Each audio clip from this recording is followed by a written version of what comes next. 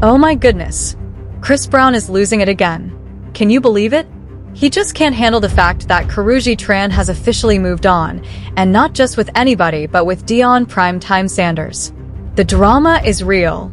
Ever since those pictures of Karrueche and Deion looking cozy popped up, the streets have been talking. Let's just say Chris is not taking it well. Word on the block is that Karrueche Tran and Deion Sanders have set the blogs on fire after blogger Demo spilled the tea that they were spotted holding hands at Nick and Steph's steakhouse. For those who might not know, Karrueche is that girl, an Emmy-winning actress, model, and TV host.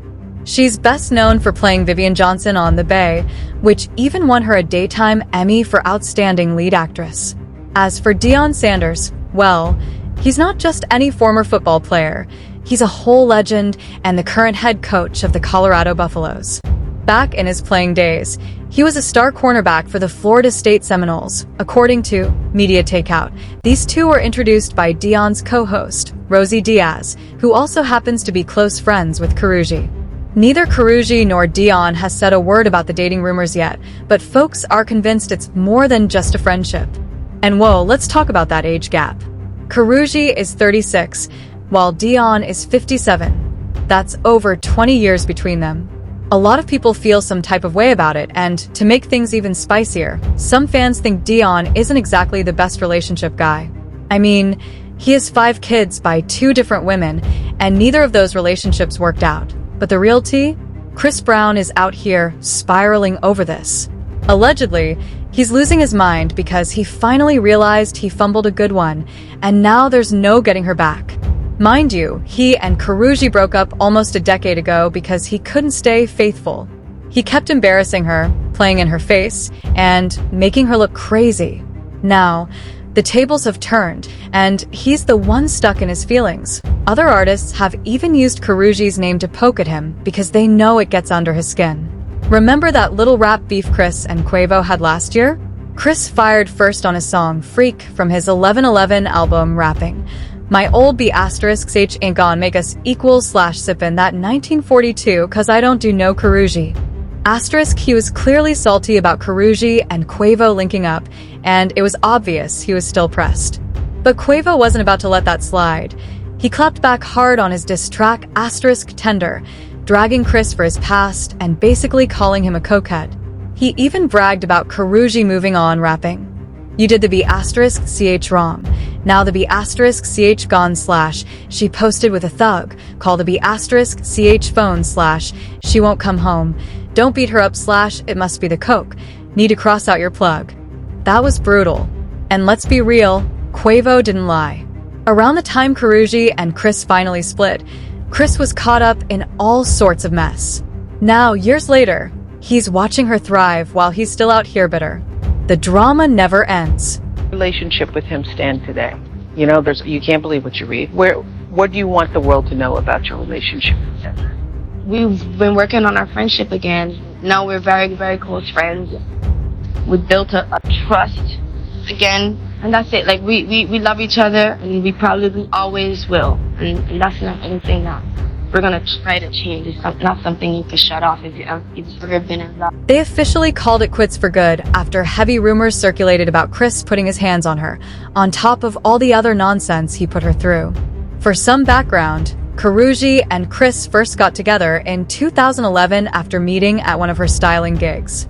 They had already been friends for a minute, but kept their relationship low-key at first, since Chris was still in the middle of cleaning up his 2009 scandal with Rihanna. Yeah, that one, when he put hands on her and left her bruised up. Anyway, by March of that year, Karrueche was officially on his arm at every event, standing by his side while he pushed his album. Everything was cool between Chris and Karrueche until 2012 when Rihanna popped back into the picture, and things got messy real quick. In February, they dropped some spicy remixes. Rihanna hopped on Chris's Turn Up the Music, and he returned the favor on her Birthday Cake remix. But the real tea was that Chris was spotted at Rihanna's 24th birthday party that same month, and folks started speculating that they were rekindling their old flame. Then the drama really kicked off. Rihanna and Karrueche found themselves in a Twitter back and forth, with Rihanna calling Karrueche rice cakes, a not-so-subtle jab that referenced birthday cake. A few weeks later, Things got even wilder when Chris got into that infamous NYC club fight with Drake. This was during a manager's birthday celebration, and let's just say bottles were flying. Chris ended up with a big gash on his chin, and multiple people got hurt badly enough to need hospital treatment. After all that, Chris went and threw shade at Rihanna on a remix of Kanye's Way Too Cold, rapping, "Don't F asterisk with my old B asterisk, CH it's like a bad first slash every industry, and done had her." The shade. Rihanna caught that real quick and unfollowed him on Twitter. But Chris tried to backtrack, saying, "I ain't say no names, so if you feel some type of way, that's on you." While Chris was out here making a fool of himself, he was still with Karrueche. And oh, it got worse. In August 2012, Rihanna did that emotional sit-down with Oprah, talking about how she still loved Chris and how they had rebuilt their friendship. It's pretty gangster, right? Here, you try it. Sometimes I eat my feelings and I blame it on my therapist. At this point, Karrueche saw the writing on the wall. She even tweeted, "If you don't have trust, you don't have anything," hinting at her doubts. You know, like they want to be a part of that circle. So really, are your friends going to tell you? The moment that sealed the deal was when Chris kissed Rihanna live on TV at the 2012 MTV VMAs in front of everyone. Mind you, he was still with Karrueche a month later. Rihanna publicly supported him on Twitter, even calling him baby when he went to court for failing a drug test. From that point on, Chris and Rihanna were everywhere together, looking cozy, while Karrueche was left looking like a clown.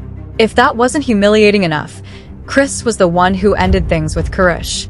He hit her with a speech about loving her but not wanting to see her hurt because of his friendship with Rihanna. But let's be honest, he wasn't trying to take Rihanna seriously either. By 2013, he and Rihanna were done, and within a month, Chris and Karrueche were back together and living under the same roof. It was a disaster waiting to happen, and sure enough, it all came crashing down when Chris went to rehab and ended up hooking up with a staff member. That stunt got him thrown back in jail, and Karrueche finally left him. But plot twist, she couldn't stay away. By July 2014, she was back supporting him in court. Later that year, she even got emotional about the whole love triangle mess during her sit-down with Keke Palmer. By the end of the year, Karrueche and Chris got back together, even rocking matching Halloween costumes in October. But by November, Chris was already making a scene. She's good. Yeah, she's not here, but she's good. Oh, it's amazing, man. Yeah. Christmas is coming up. He went off on the hosts of The Real after they questioned Karrueche's decision to stay with him. He called Adrienne Bailon a trout-mouthed and threw shade at Tamar Braxton, calling her the ugly sister.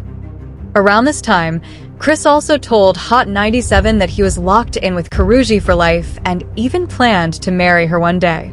So, you can imagine how shocked fans were when he suddenly announced their breakup at Power 100 and SXS Cali Christmas concert. He bluntly told the crowd, "I'm single." Fans were confused. Wasn't she just the love of his life? So what happened? Chris later claimed on Instagram that he broke things off because Karrueche wasn't loyal to him while he was locked up. He said, "I was locked up for damn near 4 months and only got one visit from you while you were out hosting parties, taking secret trips to Toronto, and going on dates with Drake." Of course, both Drake and Karrueche denied this, but people quickly pointed out the hypocrisy. Chris had done the same thing to Karrueche with Rihanna, and now he couldn't handle a taste of his own medicine. Despite all the drama, Karrueche and Chris got back together again. But little did she know, she was about to experience the most heartbreaking and embarrassing moment of her life. Chris announced on Instagram that he had a daughter, Royalty, with model Nia Guzman. And guess what? Karrueche found out the same way the rest of us did, on Instagram. That was the final straw. She ended things for good, tweeting, "Listen, one can only take so much. Best of luck to Chris and his family. No baby drama for me." Karrueche moved on, focused on her career, and casually dated. But Chris couldn't let go. Every time she was spotted with a new man, he would start drama. In 2015, he told Ryan Seacrest that he was accepting his mistakes and taking responsibility, but that didn't last long. He began attacking Karrueche for speaking about their relationship in interviews, and she clapped back, I'm not speaking on you, or bashing you like I easily could. Don't be mad at me because our relationship ended due to your lack of loyalty. You know what's weak? You forcing yourself into my car, breaking my window, blowing up my phone, and trying to shower me with gifts. Man, the F up and change the bull in your life like I've told you several times. Chris then tried to play it cool, responding, I'm eternally thankful for you being a part of my life. I've learned so much from you. Chris Brown's obsession with Karrueche Tran has been ongoing for years. In 2015, Karrueche filed for a restraining order after Chris allegedly started stalking her and demanding the return of diamond rings he had given her. When she refused, he reportedly threatened her, saying he would make her life a living hell and even harm her and her loved ones. She also revealed that, in the past, Chris had physically abused her, claiming that he punched her in the stomach twice and pushed her down the stairs. Fast forward to 2023, and Chris was still in her orbit. As soon as the 5-year restraining order expired, he was back in her social media comments, liking her photos. When Karrueche posted stunning pictures from a gold party, Chris was once again lurking and expressing his admiration. Additionally, Chris made waves with his petty behavior during his beef with Quavo, as we covered earlier. In another bold move, Chris released a song titled Residuals, which fans speculate is about Karrueche. When performing it, he ties a red bandana to the microphone, which many believe is a reference to the welcome home party Karrueche threw for him in 2014, where she blindfolded him with a red bandana. Now, there are rumors that Chris may have another meltdown over Karrueche's new man. People are already criticizing the relationship, with some calling it foolish and others pointing out the age gap, with one commenter even mentioning that Karrueche's new partner is closer in age to Coach Prime's daughter than to Karrueche herself. What do you think about this relationship? Is Chris crossing the line, or is he simply expressing his feelings? Drop your thoughts below, and make sure to check out the next video. Don't forget to subscribe to our YouTube channel, The Celeb Report.